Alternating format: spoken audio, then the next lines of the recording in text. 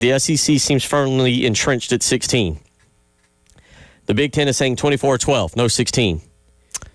And the other conferences appear to kind of be siding with the Big Ten.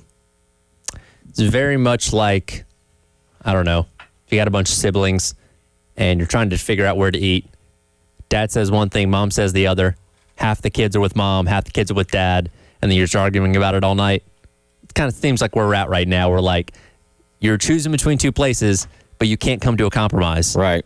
Now, again, there's more support for the 24 team, but that support doesn't yield the power that the SEC kind of standing on its own has.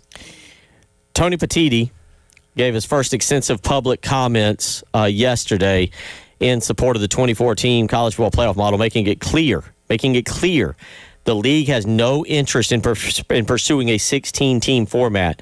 If the SEC doesn't pivot from its 16-team preference and support the Big Ten's proposed model, Petitti said the Big Ten will take a hard no stance on 16 for 27 and beyond. This is what we've kind of been talking about, and now it's out there publicly. It's out there in the ethos, not just us discussing and saying, yeah, we think the Big Ten is going to turn away from it.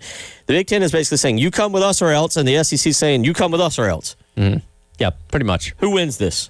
Oh, God, I don't know. Because I don't think the SEC is going to change its mind.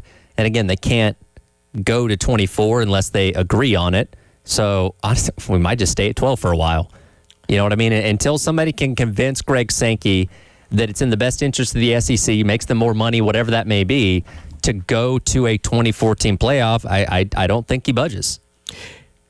The SEC meetings, so here's what we're going to get. By the end of the month, we're going to have a good feel on this. The SEC meetings are coming up in Destin, Florida, and they'll be next week. Yep. The SEC will meet at this. Coaches, athletic directors, chancellors, ADs, everybody gets together. All right? The SEC is probably going to say, fine, we're not going to 16, we stay at 12. The Big Ten is going to be like, well, I guess we stay at 12.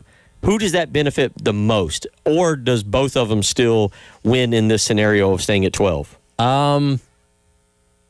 In terms of what is winning, in your opinion? Like, are we talking about access in terms of number of teams that get in? Yes. I think it's probably a flip of the coin, right? Like, I think you're making a fair assessment that both teams are probably getting in around the same amount of teams year in, year out. Now, the argument is, okay, if you went to 24, then, you know, I don't know, if you're getting 7 teams in from the Big Ten and 7 teams in from the SEC, you're increasing your chances of winning the whole thing. Though I think we'd all be shocked at this point when a non-Big Ten or SEC team, now again, Miami nearly did it. They were close.